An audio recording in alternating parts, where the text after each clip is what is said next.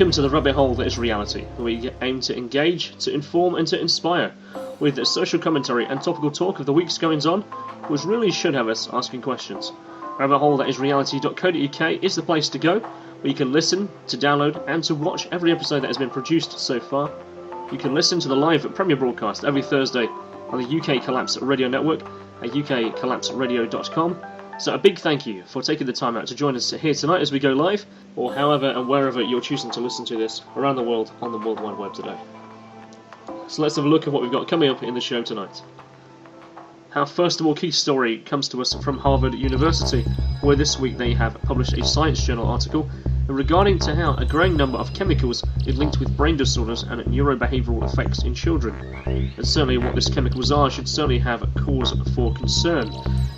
Confused about universal credit? Don't worry, the government is recruiting volunteers to be the advisors to tell you all about it. Sheffield Council wants volunteers to run the libraries, and the Green Party is on the campaign trail. We're going to be discussing Intercept, a brand new magazine, and why it is so important. It's so important, in fact, it's just won the Polk Award for investigative journalism. And just why have the EU frozen a large number of Swiss bank accounts? Just after Switzerland has revealed that there's going to be a cap on immigration. Google back in the news again as always. They have just bought a large artificial intelligence company and they are merging it with their big data projects. That's right, they're combining AI and big data. Why should you be worried? Climate change. Climate change is going to be one of our feature articles tonight. We've got a lot of stuff to talk about in regards to this. Mainly in regards to the flooding that is occurring down in Somerset, which of course is obviously all over the news. We're also going to be looking and backing a number of campaigns that are active and need your support to help raise their profile and awareness of. We're also going to be looking at the mysteries and the towers of the Fultian.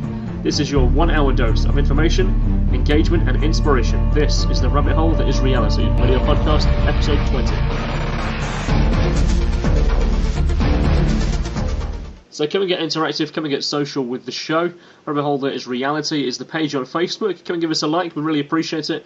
Get involved with the conversation and get ahead of the discussion. Also, on Twitter, you'll find myself at Defined Kristian.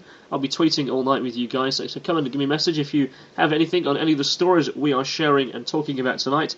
The links are below in the description on YouTube video, and they are going to be available on our website at rabbitholethatisreality.co.uk for all the information necessary for tonight's show that we're going to be talking about. So come and get social with us. We're normal people just like you, just sharing what is on our mind, really, and the kind of things that we're seeing. So come and get interactive with us. Okay, so published this week there in the journal Lancet Neurology is a study done by Philip Grandjean of the Harvard School of Public Health. Now this jumped out at me from Science Daily's science summary of the papers that are being published this week, because it has something that I'm quite close to. In fact, I have always been fascinated with human psychology in regards to how we deal with our environment, how we deal with other people, and the effect that third-party agents have on us as an individual, as a person, whether that be marketing, whether that be advertising, whether that be chemical, in fact, biological, as well as environmental. So this study, it jumped out at me as something that was really, really important. And I didn't realise how important it was until I started reading it even further. This study is absolutely key to understanding some of the effects that are happening on us chemically. I mean, one of the greatest concerns is for a lot of people, and understandably so, because I have them myself, is the large number of children who are being affected toxically by chemicals of brain development.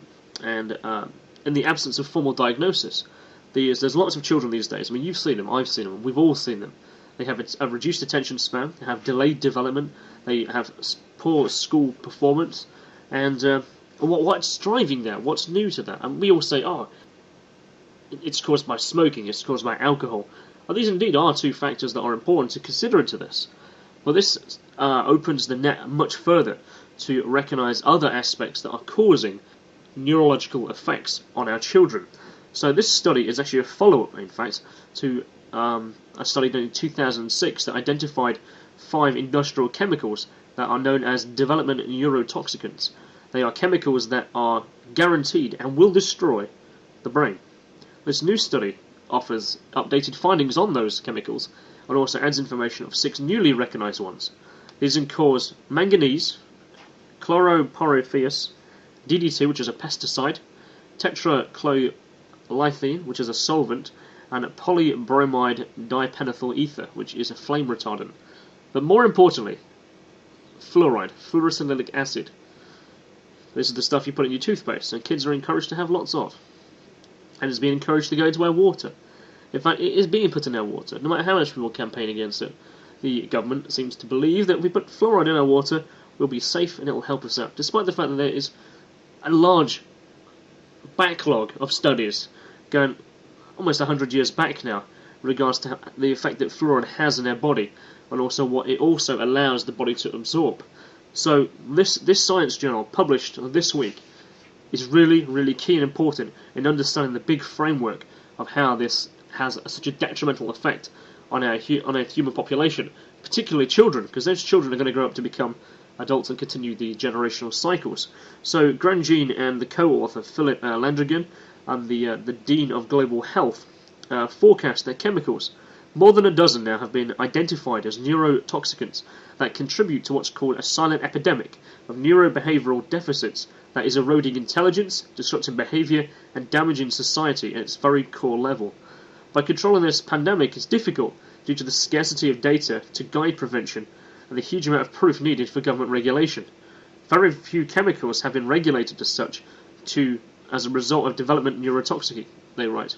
So the authors say it's crucial to control these use of chemicals to protect brain development worldwide. They impose mandatory testing on industrial chemicals and the formation of new clearinghouse to evaluate industrial chemicals and their use of potential development neurotoxicity. So the problem is international in scope, and the solution must therefore be international. They are proposing methods to be put in place to test industrial chemicals for harmful effects on the brain development, but it's now finally time to make the testing mandatory, as we now have the information that these, particularly fluoride, is having this effect. It could be argued by some, certainly in the, shall we say, the conspiratorial arena, that this is well known, this is long time known. Why are they doing this? This is what we've been talking about, this is what we've been campaigning against, this is what we've been saying for a long time. I agree with you. Personally, I agree with you. I've seen some data that certainly highlights that effect, but now we're seeing hardline science by mainstream publications, by science organisers of the likes of Harvard, publishing documents that demonstrate this accurately and professionally, as opposed to, this is really important that this information gets out there and tells us what is going into our bodies. I mean, you already have dentists coming out and saying there's record numbers of people having fluorosis, which is the transparency of teeth, due to the fact that they have an overabundance in their body of fluoride. You're seeing children having damage and neurological disorders that has always been kind of highlighted as being, is fluoride the issue? Well, actually, yes, it is. So let's campaign, let's get it out there, let's get this science known to people, to parents, to teachers, to scientists, to the government, and say, get the fucking fluoride out of the damn water, because this is what it's doing to our society. But then again, one has to think, was that the intention? And the links to the study directly are below, so please go and have a look, please get informed what this is and how important this document is. Okay, so what do you guys know about universal credit? Perhaps you know a little, perhaps you know a lot. Okay, let's paraphrase to perhaps give those guys who don't know as much about what it is a bit of an insight. So universal credit is going to be a new system, a new benefit as it were, that is going to replace 6 of the existing benefits into a monthly payment, really. The universal credit is going to replace income-based job seekers allowance, income-based employment and support allowance, income support, child tax credit, housing benefit, and working tax credit. I think that's what it was. So they're all going to come in together, they're all going to be universal credit. It's going to be on a monthly basis. So, and of course the government is juggling with that, has done for the last few months, probably even years really, about how they're going to bring home this new system. Well anyway, I was out about in the town this last week, and I was handed a leaflet. Right? I have it right here, and I will scan the image in so you guys can have a look on the website, that is rabbithole, that is reality.co.uk. And of course, if we're on Twitter tonight, I shall post you a tweet picture of what this actually is at the time. So, on this leaflet, it's got confused about universal credit, do you need help assessing the right support services, and are worried about budgeting, and unsure that you're going to get the right benefits. I guess with all the benefits coming into one, people aren't quite sure what they're getting and what they're losing. Well, so I found this really interesting because it's supported by Capital One, bank. It's Disability Direct and Scope. Now, On the back here, it says that the financial options for people are going to be given to them by volunteers. That's right, this person was giving out these leaflets here to start recruiting for volunteers to teach people about universal credit and how it will affect them. Yeah, so there's not... What? So they're actually going to be... They're looking for volunteers in order to be the advisors of universal credit. So it says, volunteers can help. Our dedicated team of volunteers can provide you with practical information and guidance on budgeting, benefit and understanding your financial options, assessing care and support. Yeah, and they're looking for more. They're looking for people who are ready to become assessors of this. And I was fascinated by that, to know that actually the entire universal credit system is actually all going to be delivered by volunteers. It's amazing, isn't it? Because we really are running into what's called the third sector. You know, following on from, if you cast your mind back slightly to Tony Blair's announcement that the creation of the third sector will be an entire workforce that works for free. So you have the private sector, you have the public sector, and you have what is known as the charity sector, the volunteer sector. That is going to be important for the country's growth. And you've certainly seen it with the big society projects over the last 4 to 5 years. You know, more people being forced to work for free, like the workfare scheme, prisoners working for free. You got services being delivered for free, and if you don't work, you don't get your benefits. Is this universal credit actually part of that same system? Well, certainly is. They're bringing everything together, aren't they? So this was one of the things that jumped out at my mind when this lady passed me this leaflet. So let's go and talk about another volunteer issue. And I say it's an issue because I believe it is. Let's just bring up my article here. So where are we? I found this article as actually part of the Green Party. Sylvia actually participates in that. She votes in the Green Party here in Nottingham. I like some of their policies. They in fact have a wicked manifest. I thought that was really interesting of them. In fact, they have active participation direct democracy system where their portfolio and their manifesto is actually wrote in a wiki where everyone writes into. I found that to be really quite fascinating. So this story was brought to me by their website. This actually is Green Party Sheffield. Again, it's relating to the volunteer sector, the third sector, the charity sector. This is Sheffield County Council. They want a citywide network of libraries to be run by volunteers, which would mean, I don't know about you guys, you probably have these centres in your city, just as I do here. They've kind of been merging over the last 5 to 6 years, the centres of the NHS, the doctor's surgery, your library, the city homes council system, and their offices all into one building. I Nottingham has about 4 of them, in fact. So, and I can see the benefits of having them centralised. I really can. You essentially can run it on less staff, and you're still delivering the same amount of output. Technological unemployment. I kind of get the argument from both sides of that. But these kind of all-in-one government buildings actually really work really well. They're a really good focus of the community in there. So, but this story is related to that in regards that they actually want libraries to be run on their own without any council-funded professional staff to work alongside them. They don't want any staff being paid. They want either people to volunteer their time to work down there. Now this story comes to the fact that they've just had their budget slashed, of course, as many councils have. The budget saving for 2014 to 2015 is now down to 640,000. This is for Sheffield Council, that is. And at the expense of the 75 long-term experienced library staff. They're all going to be paid off redundancy money. So all they have to do to fund their libraries for the 2014-2015 is 640,000. Sounds like a lot, but actually it isn't. It really isn't. That money can be eaten away really quickly, especially when it comes into, say, maintenance, to buildings, to the insurance policies and stuff. Then the people who actually to work there, to buying the books, and looking after the buildings themselves, all for a budget of just 640,000. So what they're doing now is they want to be run purely by volunteers. And the Green Party have obviously raised awareness of this, and they've put forward a notion of motion given to Councillor Gillian Creasy here, and that what they want is proposed models for the community and libraries. Now, do you like the idea that your library will actually be run by volunteers, not by paid staff? Do you like the idea of the fact that knowledge will be controlled then by no one, really, other than the commitment of the people?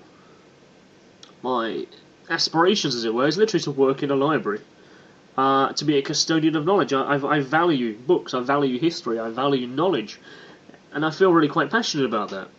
What do you think? Well, send me a tweet at Define Kristian. Let me know if you would like your libraries to be run only by volunteers and have no council support or funding, or rather, the funding is just literally to pay for the building itself. Anyway, let me know. Let me know what you think about this. The links to the information is below in the description, and you can find it also on rabbithole.reality.co.uk. All the links and information in regards to this are there.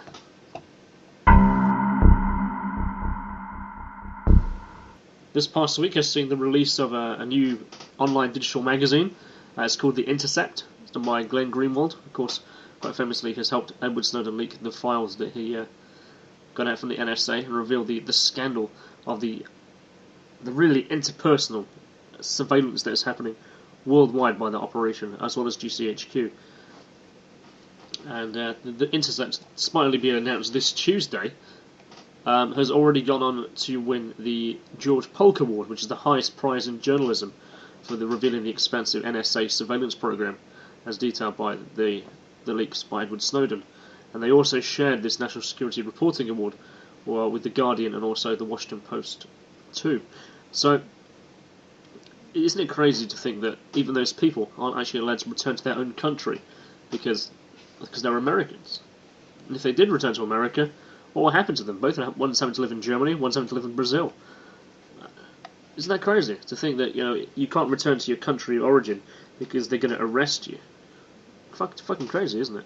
Because they're actually being charged as being accomplices of the revelations of the NSA and the GCHQ spying network that has been set up around the world. They coerced the likes of Yahoo and Google into turn over data about their customers, and they're in the back door of literally every online service there is available, even everything from Dropbox to plugging SkyDrive, and they literally have backdoor access to everything, and they're literally watching everything at all times.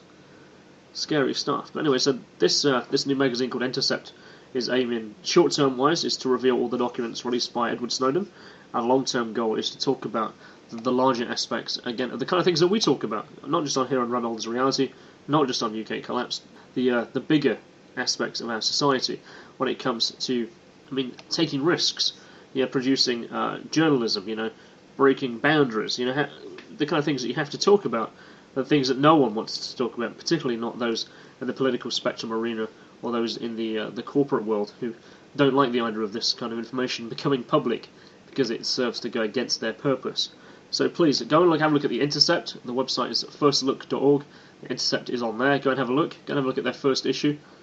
Even Glenn Greenwald himself talks on here, and he says that in the last 7 months, journalists who've been reporting on these documents from the NSA have been repeatedly threatened with a range of government officials, intimidation campaigns that have gone beyond threats. Intimidation tactics have intensified in recent weeks, that have been more concerted and coordinated. And they've obviously posted those articles up on there. Absolutely awful, isn't it? To know that this is the real life journalism is not allowed to be reported. We only can have the paradigm theatre. All we have is this puppet show of a journalism world. You look at the Sun, you look at the Star. It's just fucking comics. There's no real news in there. What's more important? What dress is Kate wearing? And then this is what's happening over here. Oh, that's not front page story. No one's going to buy it for that.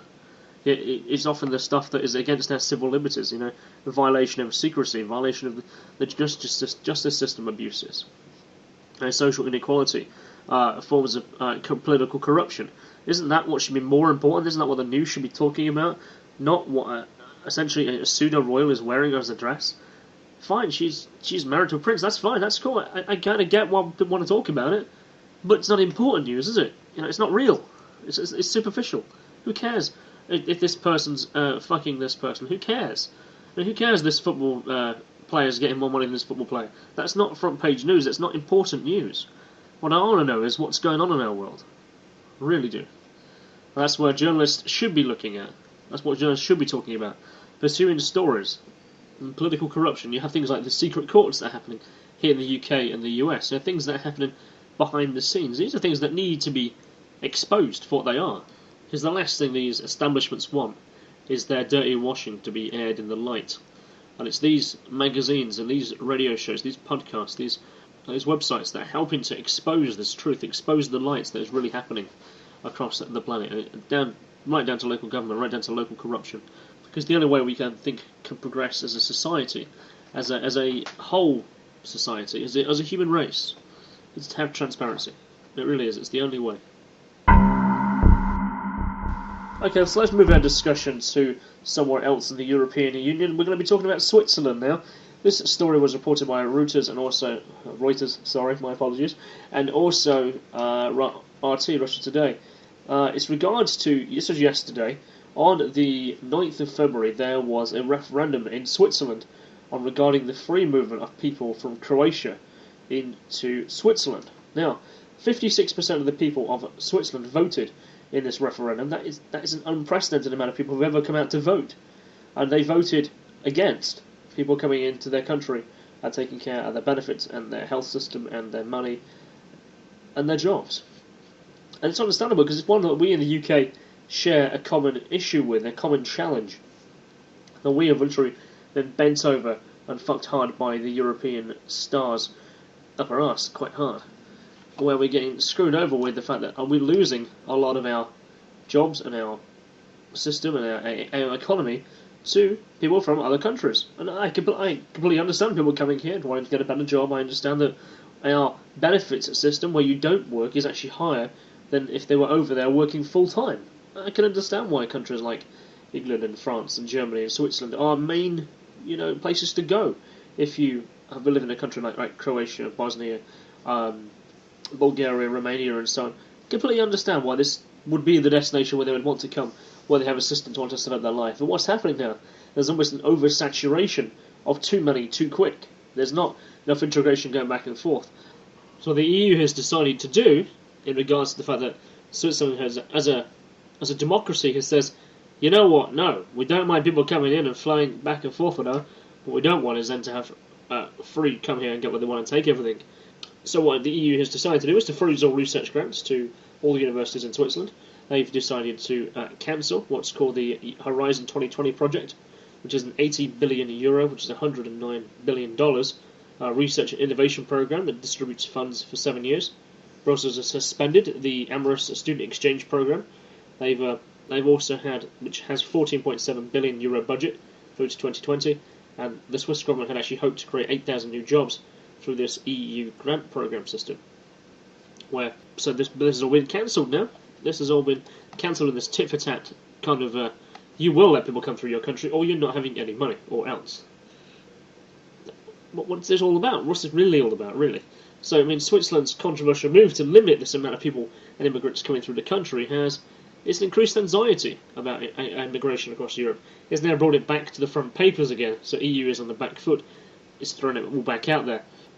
Other institutions are now going to feel the pinch as well, as Brussels has also said that the Federal Institute of Technology is also going to lose 100 million of its research grants. Also, the ETH, the Federal Institute of Technology in Zurich, is also going to face a slash in funding.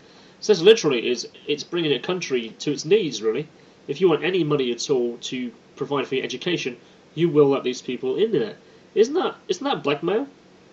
Is the EU actually blackmailing Switzerland to reverse a democratic decision made by over 50% of its people? What do you think about this?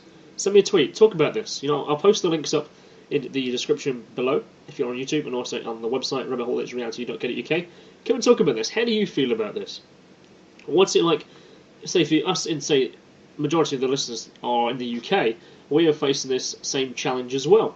But where in the UK, what they've decided to do quite smartly, I'd say, on the hands of the coalition, is the UK people are demanding a referendum on immigration coming into this country. Many communities that are being forced into this situation where it's multiculturalism aren't diverse at all. They're actually more segregated. There is almost boundary lines of power being drawn up. The corruption that's happening in these areas and the crime rates are terrible. I know this. I work in an area that is a very multicultural area. It's fascinating in itself to talk about all these different people who come from different cultures, who have lots of different things to say, but they don't. They're at virtual war with each other. They really, really are. So, in regards to what they've done in this country, in the UK, is they've pushed back a referendum, which will never happen at all, until after the next general election. Until I think it's 2016, they're saying. There will not be a referendum on staying in Europe or immigration until after the next general election, which is a case of, well, who do we vote for? Who, if the votes really matter at all, when you've got two political parties that are leading with had technically the same values and the same engineering goal for all of UK society, and thus EU and thus the world.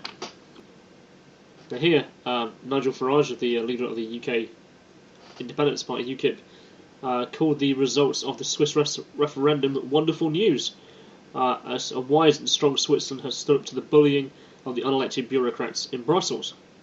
Meanwhile, over in Austria, the FPO party says Austria would vote accordingly if given a choice. There's no shortage of handwriting over multiculturalism in general, and the free movement of the people, in particular in the 28-member union. Meanwhile, Marine Le Pen, leader of France's anti-immigration party, the National Front Party, is gaining followers through mainstream voters, according to a poll released this week by TNS Sofres. The 46% of the individuals polled said Le Pen is the voice of the patriotic conservatives and the traditional values of France, while 43% says that she leads through a nationalistic extreme right, the survey showed. Analysts fear that tiny Switzerland may be leading the way to push the limit on the freedom of immigration in the European Union, and anti-immigration parties are going to gain yet another boost in popularity. So that's enough of me on this subject. What do you think? What's your view on this? Do you agree with immigration? Should immigration be free-flowing of all different people? Should certain countries have the ability to say, you know what, no, we're a bit full right now, seriously, we're full. We don't want this. You know, we're losing our national identity. Is it okay? What's your views? Let me know your thoughts. Send me a tweet over on Define Kristian on Twitter. Come over to the Facebook group and check out the rabbit hole that is reality. And post below on this link. You know, let me know what you think. What's your views on this? Do you agree with immigration? Do you not agree with immigration? Do you agree with 56% of the people who came out to vote in Switzerland and says, no, you know what? You know, we can't have any more. But then do you agree the fact that EU has now stopped all the funding for all future education projects for those in higher education? Come on, let me know. Let me know what your thoughts are. So as I'm actually recording this, I'm looking at my social feeds, and one of the stories that's popped up is in Hungary. A politician has removed the European Union flag from the Parliament chamber and has thrown it out the window. I guess it certainly ties into this story. So again, let me know what your thoughts are. Do you agree with that? Do you agree with the fact that we should be throwing our European flag out the window on the streets? Come on, let me know.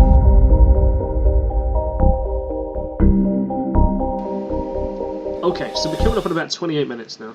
A couple of topics that we've also got to be discussing here are certainly going to take more than a couple of minutes to discuss. So I'll tell you what, let's pause right here, we'll take a break, come back, play some music, and we'll see you on the other side of the break, where we're going to be talking about Google combining AI and big data, and also we're going to be talking about climate change, plus the campaigns that have caught our eye that need your help and need your support, and then we're going to take a look at the mysteries and discoveries and the strange world of the Fortean. All this coming up on the other side of the break. This is the Rabbit Hole That Is Reality, episode 20. My name is Kristian Lander. Come and send me a tweet, get in contact with us on Facebook, and send us a like. Subscribe wherever it is you're watching this. Please help us know that you like what we do.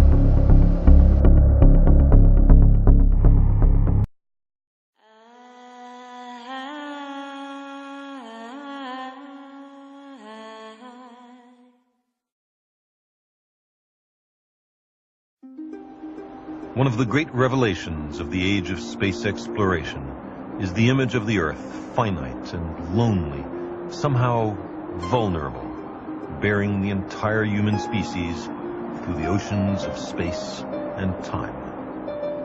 Here we are on a planet which is about 5,000 million years old. The sun around which it goes is not much older. It is part of a galaxy which is perhaps 10 or 12,000 million years old, which is one of perhaps hundreds of thousands of millions of other galaxies. Humans have been on this planet for something like 1 million years, and for the vast bulk of that time, things changed extremely slowly. The population increased very slowly, our technology improved, but by very slow steps. And just recently, we had a huge increase. You know, this is what's called an exponential. It's flat for a long time, and then, boom, increase in population, increase in technology, increase in pollution, increase in our powers to disturb the environment, to change the planetary environment.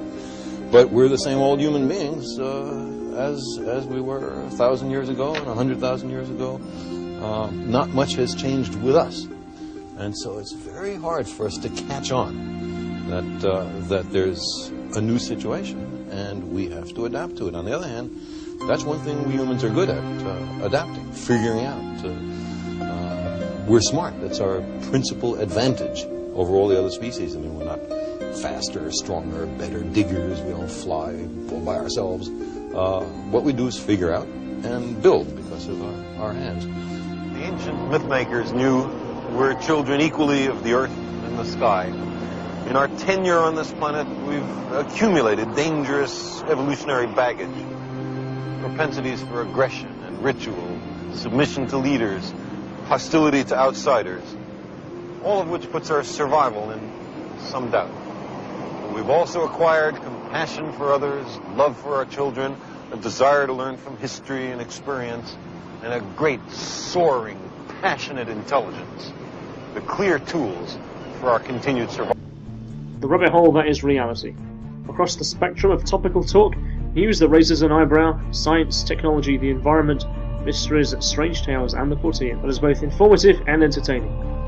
As you spread our wings and catch our stride, you can find us now on the web. rabbitholethatisreality.co.uk, where you can listen, download, and watch all the episodes produced so far. Find us on Facebook, facebook.com/rabbitholethatisreality, or follow the presenters on Twitter at @DefineChristian and at Sylvia Dragoon for commentary, insight, and conversation. This is the Rabbit Hole That Is Reality.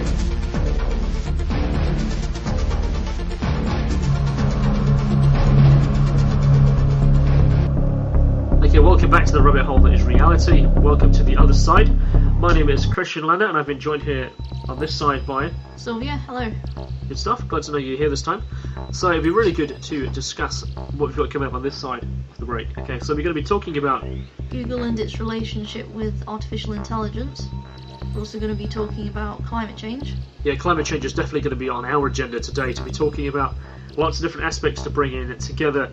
And it's going to make a big feature on today's episode. Also, we'll be talking about the campaigns that need attention. And then we're going to round up on the hour going into 15 stories that are absolutely true, are just mind-blowingly weird.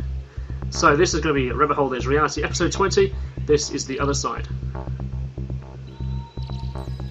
Okay, so where we're going to be going to start off with this side is we're going to be talking about artificial intelligence and Google. Now we've certainly seen developments in regards to products like Google Glass, which is like glasses that project things into your eyes, and smartwatches like Pebble. Yeah, Pebble's quite an interesting little device actually. There's things like Samsung Gear, there's Nokia's stuff that's coming out, like wearable computing. The thing is though, it's a case of where are these going? What's the development from them? What is the potential from them? Well, I think the potential really comes into its own. We talk about Google's newest acquisition, which would be DeepMind. Yeah, DeepMind. Now, if you don't know what DeepMind is, it is it's an artificial intelligence technology that is designed to make computers that think like humans. Devices such as Google Glass are designed to send and receive information about where you are, what you're doing, that sort of thing. Yeah, they are. I mean, when you start talking about near-field communication as well, as I revealed in the last episode of Rabbit Hole Is Reality, even the battery inside my phone is a near-field communicator. That is separate to the phone itself. It is sending and receiving information and data. And that can never turn itself off. No, the battery can't turn itself off. So when we're talking about devices such as, Google Glass, Pebble, smartwatches, Netgear and stuff, these are designed to be receiving and communicating with everything around you. And some really good examples would be A good example would be the new sorts of fridges that have come out now, which have RFID chips in them, which identify the kind of food that's in the fridge, when it's empty, what kind of temperature it's at, how much electricity it's using, which also brings us to smart grid technology, which also builds up a lot of information about what sort of energy consumption that certain appliances in your house are using. That's certainly the way it's been sold, isn't it? It's been sold on the premise that you have a device in your house, obviously your electric box, as it were, and it's recording your energy consumption in your house. But what it's also doing is it's receiving and tying in a lot of information from other things as well. That's a really good example of this microtechnology that is quite invasive. The Big Brother isn't outside your house. It's inside your house. It really is inside your house, inside all your devices. So this kind of stuff, it taps into that information. It likes to talk. It likes to communicate. It does. It would even talk to, say, the shops that you would go in. Oh yeah, the shops are a brilliant example. If you were going through town, for instance, the Minority Report movie where the main character, of course, is walking through it's a shopping mall, and he's got the screens advertising saying his name and where he's been. Oh, well, you've been shopping over here. I know you like to wear this jacket. It goes well with your eyes and shit. Therefore, you should come over here. Yeah, that's really how they're going to tie it in. A lot of people are saying these devices are offering free services. You have to also bear in mind, free is not really free. No, it's sold on the basis that it's selling your personal profile data. And people go, I don't care about that, it's just my name and my address. Actually, it's much more than that. It's your psychological profile. That it's being built up on the places you go, the things you buy, the places you shop,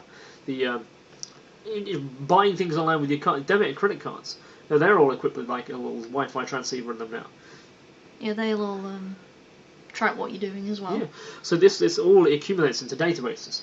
And when you have accumulative data, and you start merging those pieces of data, you ever wonder why you go to websites that say sign in with your Facebook?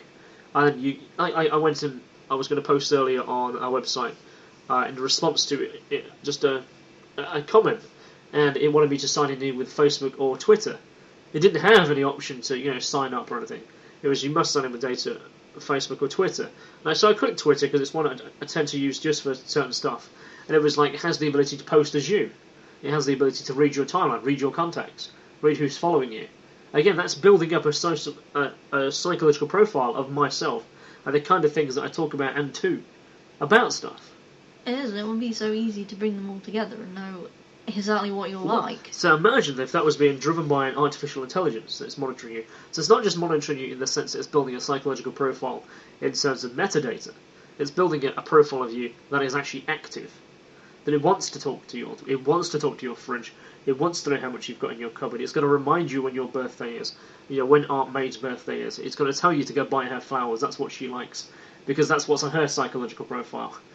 Yeah, it'll know where you are and it will tell you, oh, there's a shop over here, you should go and visit it, because you're right close by. Yeah, so wearable computing, it's very, very invasive. Now, DeepMind is the company that Google has acquired in the last month, and it's quite famous. DeepMind, basically, is quite famous for playing computer games and then beating real players.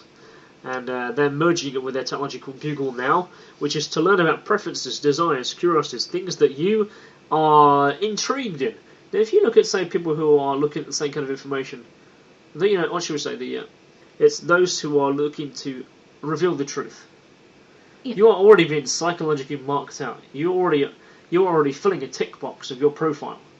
So when they come knocking, they've already got a perfect list of who is more likely to do stuff. Who is more likely to be out there shouting? Who is more likely to be more submissive and so on? Because that's based on the profile that you're building up. That's right, so they'd know exactly how you'd react to certain things. Well, isn't that the fair? But really, it's all about selling, about seamless selling. It's about advertising. Yeah, it is. It's all about that. It's trivialised as a matter of convenience, isn't it, really? It's all about... It's convenient. You walk in the shop, you know what adverts you want to see, you know what kind of things you want to talk about. You talk about, like the supermarket that I work in, obviously bringing in its system like this as well. It's already in place now, and it's just like, why are you doing this? This is where big society is really going. It's to literally have interconnected databases that connect absolutely everything about who you are, where you go, what you do. But it's for customized advertising on the surface of it.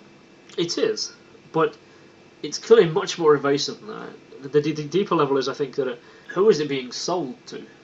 Because that's the other thing, isn't it? Google sells your profile data. Well, very that's the famously. Question, isn't it? Who will benefit from this? Who will be the most interested in this sort of data? Yes. We need to find all the people who view, I don't know, InfoWars. We need to find all the people who look at truth activists. We need to find all the people who look at modelling careers. Yeah, we need to find all the people who do not agree with this policy that we put in. Yeah. and we know that with the perfect list. And we'll know exactly where they are as well. Yeah. So this AI integrated with this smart grid system, smart grid technology, and you got Google in there who's into everything. That's scary. That is really scary. I mean, apart from the big data, I really don't like the idea of an AI keeping an eye on me. Well, and keeping an eye on everyone.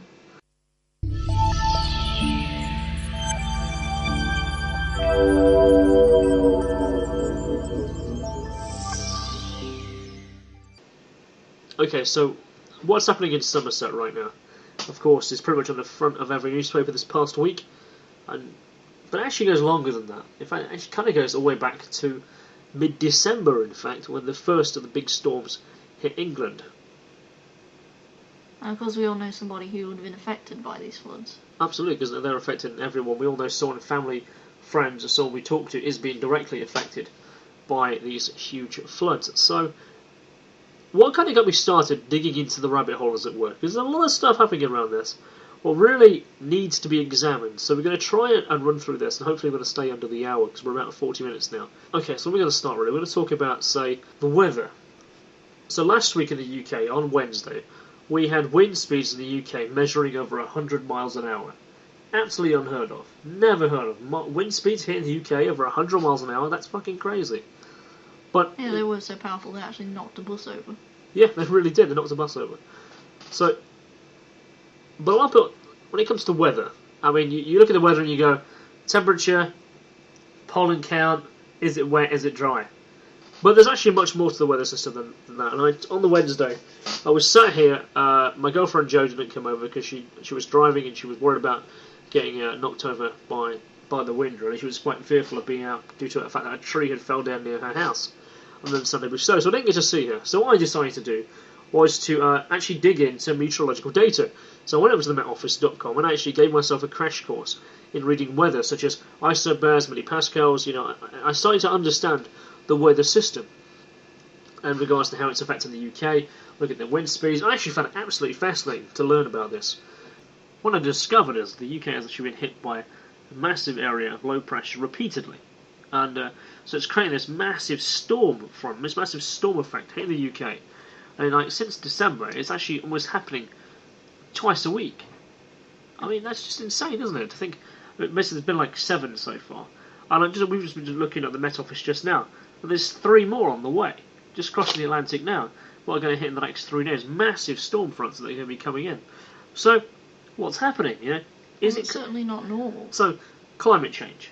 Do we think the climate is changing? Personally, yes, I do. Well, I mean, you can see the climate changing. It's not that particular thing is debatable. What is debatable is what's causing it. Okay, so we know there are certain. We are being sold the factor. And that it's all man-made. It's all man-made. In fact, there are many other things coming into it. We're going to talk about them briefly as well. But what we're being told about is Ed Miliband, here, leader of the Labour Party. He stated this week, while in his nice new designer boots, he said, and I quote, "Climate change is a threat to national security." Now, when I heard that, it instantly raises the bar of what we can do about it from a governmental point of view. But we're not talking just the government, we're talking about a response to it. Because now it's on a national security level. Lots of things can happen when things are a national threat to security. And that they kind of like set the alarm bells ringing. But what other factors are being brought into here, okay? So, again, I started looking at other factors around this. And I found a couple of websites, I've read some stuff, I started looking at my own historical journals. And there's a rhetoric happening in the press. Now, it's gone from being things such as solar activity, you know, a reflection of there's a lack of ice in the Arctic now, which is causing less reflection of the sun's energy, so it's been absorbed by the water, which is causing a warming effect. It is causing a warming effect. Jet stream has moved. Yeah, the jet stream has moved from originally going over north of Scotland, just hitting the ocean, so now literally moving down slightly. And now literally coming straight over the UK, which is actually what's happening to us right now. But Miliband's rhetoric kind of got me on another level. He was talking about things that are he was using words like faith, belief. This is what it is. This is what it is. But again, the phrases that you're using are actually in relation to religion, a faith, a belief system. He's not talking about science here. He's talking about, oh, it's definitely science. Well, actually, it's not. In fact, it's still a theory. We've seen an effect out there. It's very hard to argue against someone who's had their house washed out. And believe me, I can't imagine begin to know what that feels like. But the phrases they're using are being now repeated. And you know, that's PSYOP. That's a PSYOP program. So, yeah, when things are being repeated constantly. Yes. This has happened, this has happened, this has happened. And you look at things that we've been looking at, say, the last 10 years or so, where, let's go back to it. Let's tie in a couple of elements, and hopefully the listeners will be able to understand where we're coming from with this. Okay, so in 2007, I saw a film at the very beginning of my opening, shall I say. It was called Endgame, and it was regarding the globalist agenda. Now, I'm not going to go there right now, but I am going to talk about something that it did talk about in that film, and that is the need to create a worldwide threat of which the world has to respond as one to address. That being a need for a global green tax to occur. They need that to happen to save the planet, to become the new religion. And that instantly popped in my head. You know, when he was saying those kind of words, he's like, these are phrases that resonate with religion and faith. And we're now being driven towards this very system, aren't we, where we must protect the environment. I fucking agree with you, I really do. But their rhetoric is that it's all man-made, that it's all man's fault. We are causing this.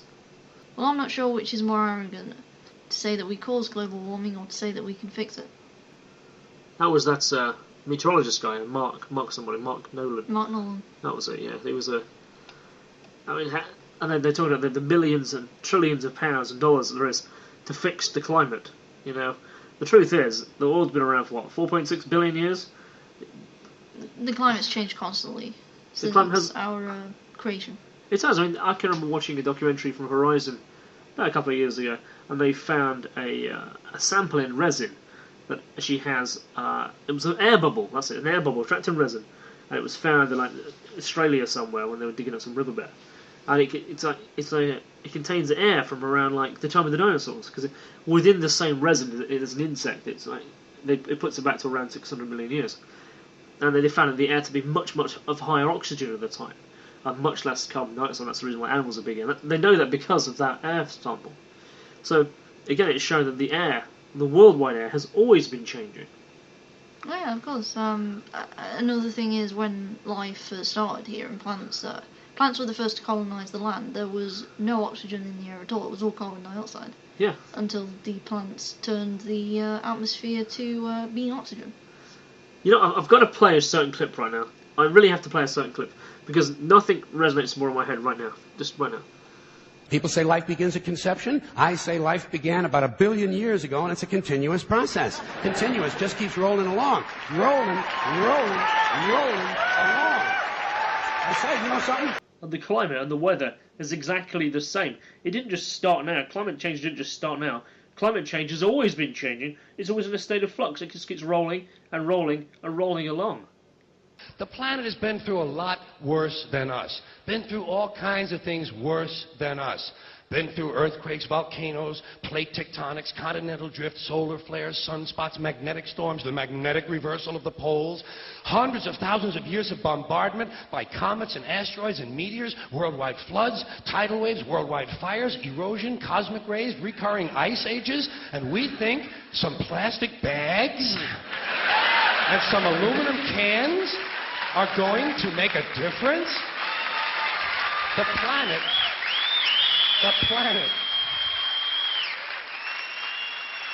planet isn't going anywhere. We are. We're going away. The planet will shake us off like a bad case of fleas. A surface nuisance. Gonna shake us off like a bad case of fleas. It gets me every time. So, you see, I've always been personally on the fence of climate change, because we are, as a species, damaging the environment and the ecostructure of the planet irreparably. We really are. And we are numerous enough to cause a big effect. Yes. But it's not CO2. No. No, it's the big argument is that CO2 is the problem. We're putting too much CO2 up there. That's not the problem at all. But we are chemically changing the environment. That is a huge thing. We have a drastic effect on the amount of grass that's out there, the trees that are out there. We're dredging the fucking Great Barrier Reef recently. We're fucking pumping chemicals into the water that you wouldn't believe. These things are irreparably damaging that we will not be fixing. We stopped the Gulf Stream by an accident. Yeah, we did. The BP oil disaster stopped the Gulf Stream. It really did. It's actually changed its position. In fact, doesn't no longer has a high pressure area there anymore. No, I don't think it does. It's at higher level pressure. It doesn't work the same way it did before, all thanks to the BP oil disaster. So yeah, we are having a measurable effect on the climate. But climate science it's still a theory, because there's so many models out there, and no models they don't seem to work together. There's new factors that are constantly need to be added, and a climate model that was put in place, say 10 years ago, which they're still collecting data from, hasn't taken into effect things like the Gulf Stream changing, the change in the ozone layer, and the depletion of the ice. Hasn't added in these other facts, so that the models they're using are always constantly out of date. Yeah, because climate's so complicated, it's very hard to predict anything. It is very, very hard to predict. I mean, it all goes back to the anthropogenic global warming, which was disproven by scientific evidence. What that means is that the global warning alarms that are dressed up as science is not science, it's propaganda. And when you see the lies spun of what is propaganda, you know what you're looking at. Yeah, they constantly talk about the same thing and jump on every single excuse to push it. And this is what we're seeing. The global warming propaganda is what I want to be talking about right next. So, this really lies at the heart of what is happening down in Somerset. We have a massive propaganda piece happening right now. And what if I was to tell you that in 2008, in the March, there was a document produced and a plan construed that would flood Somerset? Yeah? Would you believe that? Would you say, Kristian, you're talking out your fucking arse? Well, I would probably say that if I couldn't produce that document myself. And guess what? I'm looking at it right now.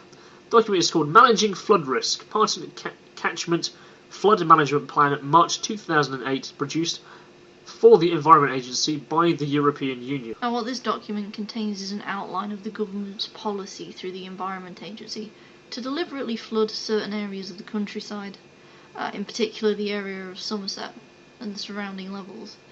The main point of interest in this document is Policy Unit 8, Somerset Levels and Moors, Policy Option 6, take action to increase the frequency of flooding to deliver benefits locally or elsewhere which may constitute an overall flood risk reduction. Note that this policy option involves a strategic increase in flooding in allocated areas, but is not intended to affect the risk to individual properties. Now, with this, there's a number of documents and diagrams as well, which bizarrely mirror exactly what is happening in Somerset. The documents and diagrams on page 127. This document is fully available. You can have a link to it down in the links below, and it will also be available on our website, rabbitholeisreality.co.uk. Now, regardless of what Mr. Smith states, because Mr. Smith did actually come into the head of the Environment Agency a little after this document was produced. Now, he says it's clear that he did not know anything about this document when he came into be, and he has been in this area for 5 years. He didn't know anything about it, despite the fact, of course, it was kind of under his tutelage. His excuse was that he came into power in the Environment Agency after this document had been made. Okay, so this policy diagram proves that the flooding of Somerset levels is actually deliberate, and these policies are being written by foreign powers and implemented by our politicians. And I think that there's only one term for that, and that's treason. That's absolutely right. That's treason against the people. It is. So, now I guess talk about farming, right? Farming. This is an important thing in our country, right? Somerset, that area, the flat plains down there, the very fertile lands, is actually part of our main agriculture growth in this country. This is where we plant our grain. This is where we plant our wheat, and so on. This predominantly is produced in these areas. Oh, of course, fertile flatlands is the best place to grow crops. So, if you remember a few years ago when we had flooding, there was lots of poor quality produce being sent to supermarkets and sold by market traders. Yeah, because the plants couldn't survive under that sort of condition. No, because they were basically drowned under the soil.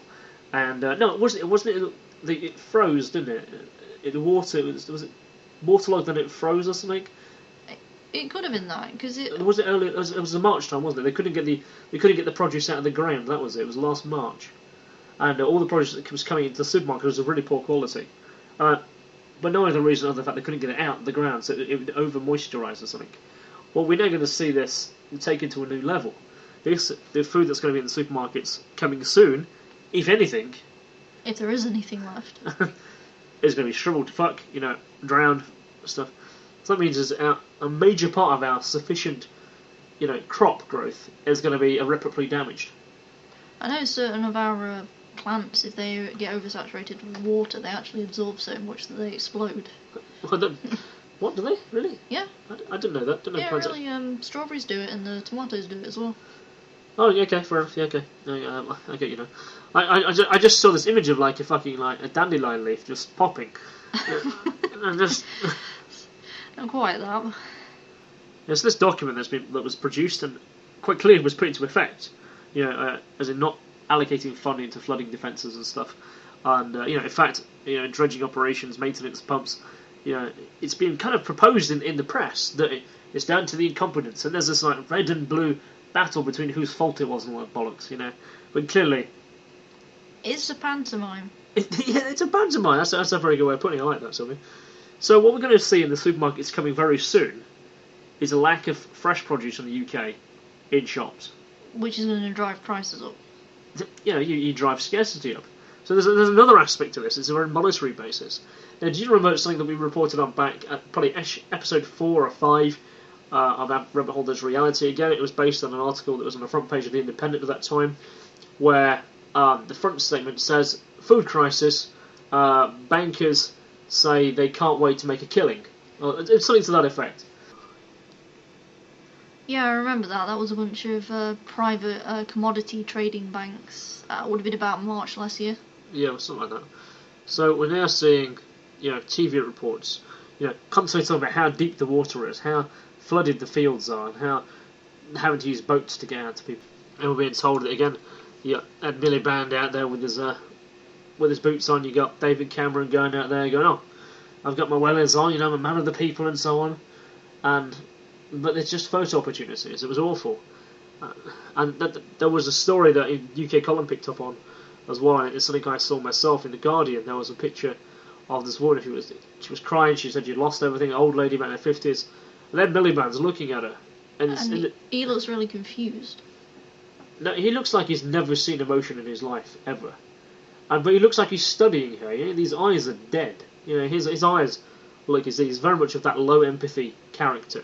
And he's looking at this woman, and he just looks like he's studying her face.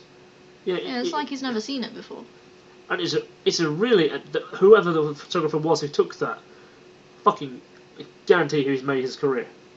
Oh yeah, definitely. Because he's just looking at this absolute contempt and trying to work out what it is that she's thinking or feeling. It's like he's never seen that kind of thing before. It was deeply disturbing to see this image. There it was, in plain view in The Guardian. I mean, talking of The Guardian, there was, I think it was a couple of weeks ago, February 8th, 9th or something, they were talking in the revival section about severe floodings threatening food security. We're saying that the farmers and the environment groups, it's kind of going back to what we were saying a few minutes ago in regards to the flooding happening and damaging the crops. I mean, do you think we're going to end up with a time where there's going to be no food on the shelf in the supermarket or even in the markets? Well, hopefully not, but I know the subsidies right now, they're being paid to farmers to stop them from farming. It is, yeah. We're actually paying our farmers not to farm. I mean, there was a study produced by DEFRA, and I've actually got the graph. The graph here. And we can actually let's have a read of this, okay? So down one side you've got the million being paid to the farmers, and you've got the years that are quoted underneath. And in fact, if you would, when this goes out live, I'll tweet the picture up on Twitter and I'll put it on Facebook as well, so you can have a look at this the moment it goes live. So it's about the bursary payments to UK farmers between 1992 and 2006, where it was linked to production and the money being given not to produce. So let's just say from 1982 to 96, there's a increase every year of the amount of money being produced by the farmers and out of production. And at that time, the money being paid into not producing is actually very, very low. It's under 100 million at a time. And then from around 1996, it actually declines.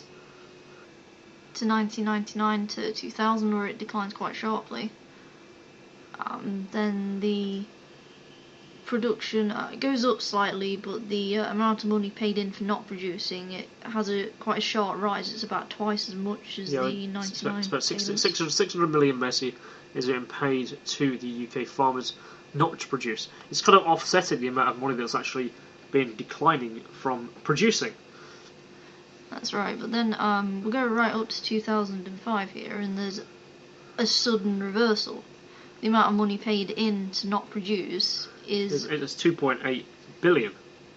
Yeah, and the amount of money paid in to produce, it's tiny. It's only about 100 million? 200 million, that is. And then again, in 2006, it's even less. It's actually the money being paid not to produce is actually 2.9 billion to UK farmers not to produce food. Not to produce at all. And the only money being paid in linked to production is 100 million.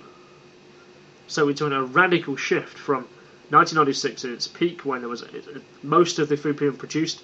That's where the money was coming from. So farmers literally, when they were selling it to supermarkets, when they were selling it to chains, when they were selling it to butchers and so on, that's where the majority of the money came from. They got their money out of production and the selling and trade, with only a little amount of money being given as subsidy and support. But in 2005, 2006, it is a radical shift in the opposite direction. It completely reverses. I mean, literally only 100 million being paid out of production, and like 2.9 billion being paid to not produce. There's something going on here. Not to produce anything. And that's just incredible. We're being paid not to produce food.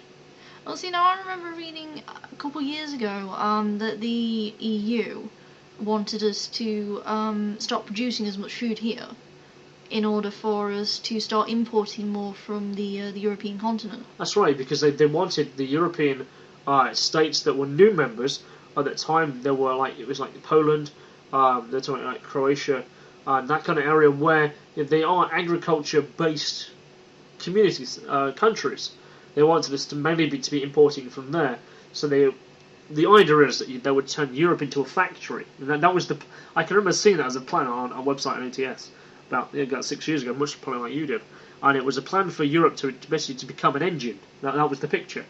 And you want food production in one corner, manufacturing in another area, people living in another area. So it kind of worked as a factory system. And this is actually what we're seeing. We're seeing the decline of food production here. That's going to another state. And you're seeing the decline of manufacturing here, being shipped elsewhere. We are seeing this occurring. It's kind of gradual, but we're seeing it. Absolutely. And we've seen the effects of farmers not producing food, because there's that farmer that you used to go see, whose fields aren't being ploughed anymore. Well, no, literally, not even 2 minutes from this house. We live literally right next to a forest, and just beyond the forest boundary up there, there's a massive farm, and it goes from the end of this forest all the way up to the M1. And when I used to bunk off school, it's like when I was a teenager, I used to go training martial arts and stuff. I used to go in the forest, go run in the woods up there. I used to go train on the fields up there, and obviously I used to see the farmer quite often. You give him a wave, you say hello, you give him a chat or whatever. He still lives in his farmhouse. It's not far off the M1, but his fields are completely not used any longer. There must be 400 or 500 acres up there, unused and uncared for.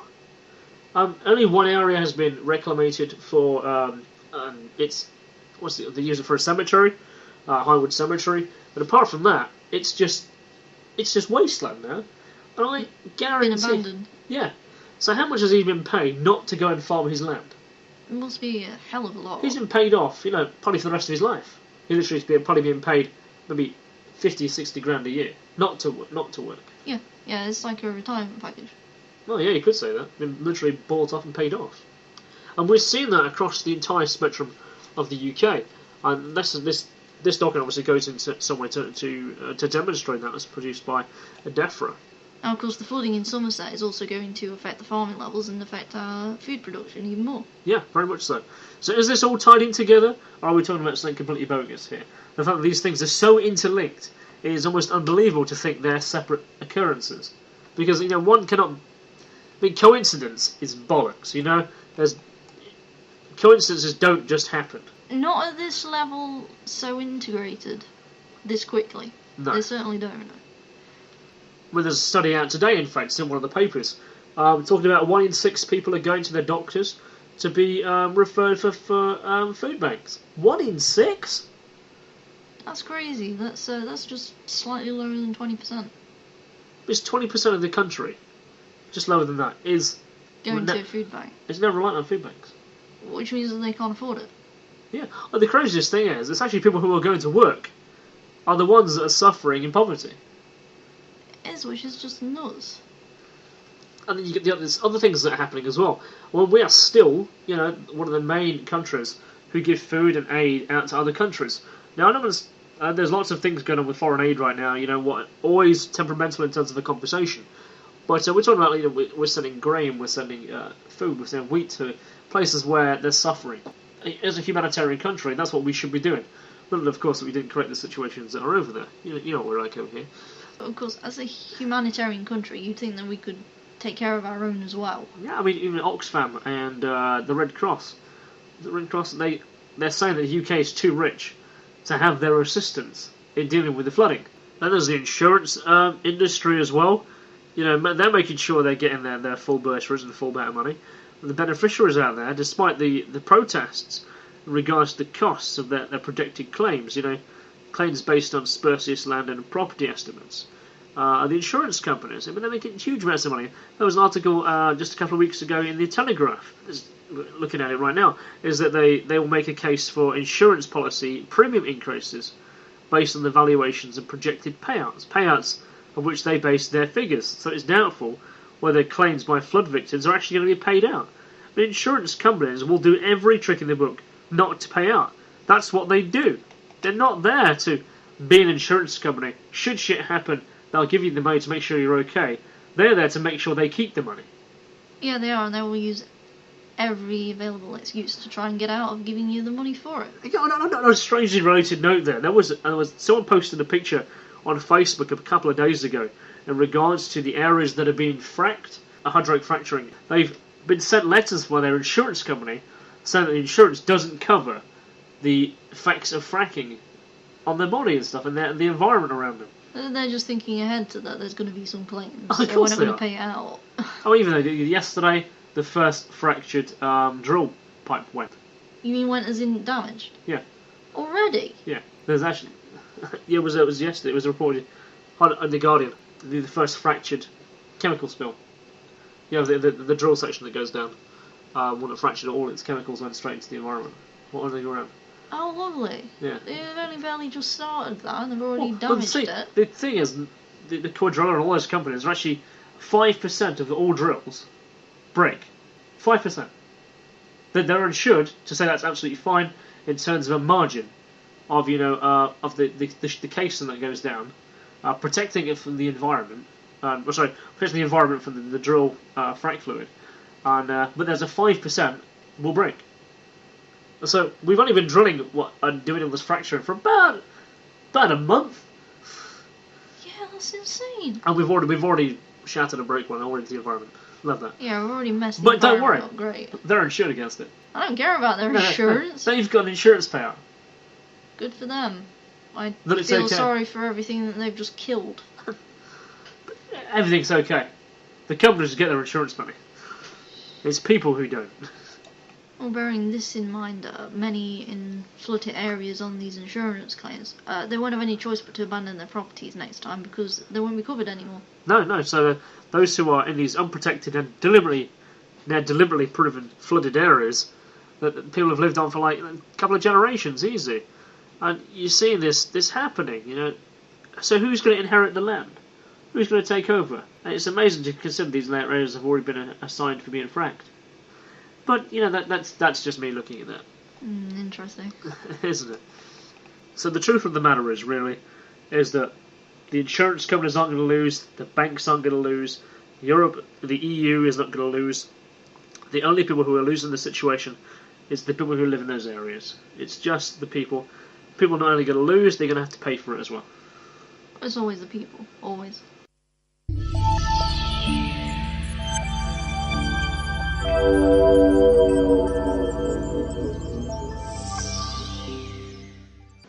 Well, me and Sylvia pretty much went down the conversation at that point, and we decided, it was like 12:30, so we needed to stop.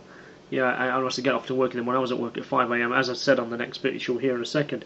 But on my way to work, I came across an article published by the New American today that, it has an important bearing on the discussion of climate change. So, I've kind of scrapped the ending. I've got to add this in because it really is key to the discussion that we're having here. That is, it was posted on neuro-behavioral.com today, and it was talking about the United Nations climate boss, and her name is Kristian Figueres, and also Al Gore. And senior Obama administrator officials are showing their true colours, in fact. They're proposing a solution to fight man-made climate change. Now this is where it really ties into what we're talking about here, about the deliberate effort to make this occur. So here it really is becoming totalitarian in the way that is being proposed, the way they fight it, the war on climate change, shall I say.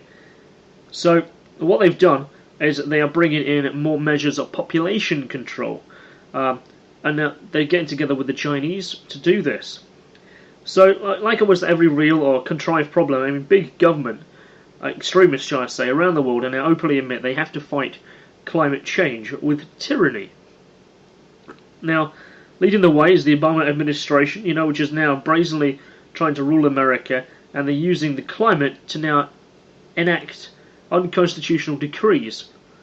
Now, what I mean by this is that they're teaming up with the Chinese dictatorship over there on February 15th. And I only knew about this morning, and I had to get this involved here. So what happened is that the two formal superpowers have announced an alliance, that they all become partners in the war against global warming. Now, also, recently, I had another look at some other documents regarding this when I was looking at the web this morning. The Obama administration, Secretary of State John Kerry, he's been talking about climate change for weeks and weeks and weeks now, ramming this down our throats, making sure we remember these terms. Now, they say they've made this deal with the communist regime over in China, where the autocracy in Beijing, the Obama administration, and I quote here, they are going to commit to they will commit to devote significant effort and resources to secure concrete results. That isn't no planning, guys. They've got the plan there.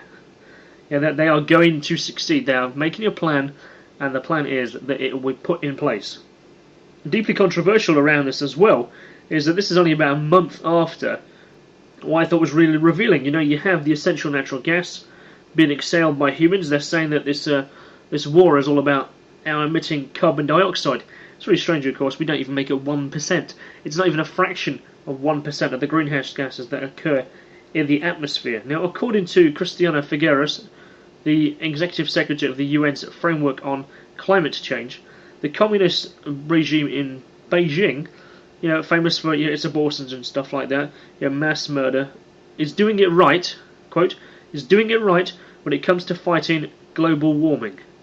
Can you believe that? The UN is saying that China is best positioned to be the fighter, the leader, and that China is doing it right when it comes to climate change? China, with its 1.3 billion people, and it's also the fact that it's the most polluted country in the world, and certainly they are adding more and more chemical processes to their environment. We're having a huge amount of manufacturing happening over there, and a massive coal boom that's happening over there, and also in what's that country right next door? What's it called? Mongolia. Where we have this massive coal belt. The biggest coal belt in the world is Mongolia. You're going into China. That's why there's such heavy pollutants over there. There was a interview. It was a documentary done by Horizon about 2010, and they were talking about Mongolia and China's new coal empire over there, and the fact that it's so cheap, and the labour and sending them down to mines is so cheap. In the way that perhaps in the UK it wants it was also cheap to have Labour going down there. It's only when we encouraged health and safety, and security equipment, the safety of the workers and the colleagues and the trading standards, that of course the price was driven up here in the UK. Well, they don't have those standards over in China. They literally are slaves to a system that they actually believe in, or they are forced to be indoctrinated into. So here we have this climate change thing happening, and it's going to come back to this before I go off on another bit of a tangent there. So the UN backed climate schemes more efficiently because the regime does not have to deal with legislative hurdles, she says. That's right, this is what Figueres, this is the UN's top climate official, she told Bloomberg that China has less legislative hurdles than those in the United States and other areas where citizens have a say in their government. So that's what they're talking about, how China is so good at this. It's because literally you have a one-party system. You must do what the system says, what the dictatorship says, because that's the only story you're told. So there's less hurdles to go through, as it were. So they're saying that they actually want a Chinese communist-style Marxist system to be ruling over America, England, European Union, because that'll be the best way to combat climate change. That's right. You heard that right. Figueres also talks about the political divide in the US Congress as well. Presumably a reference to this is a significant number of American lawmakers who reject the UN climate alarmism as science, slowing efforts to pass climate legislation, and that even the official claim that is very detrimental to the fight against alleged global warming. Even alarmists have now been forced to admit, in fact, in the last 17 years, the climate models have actually not worked, because the world has actually gotten cooler rather than getting hotter. So in other words, Figueres appears to believe that the representative government, along with many outdated Western notions, that the UN would like to see scrapped as part of a bogus effort in which to save the planet.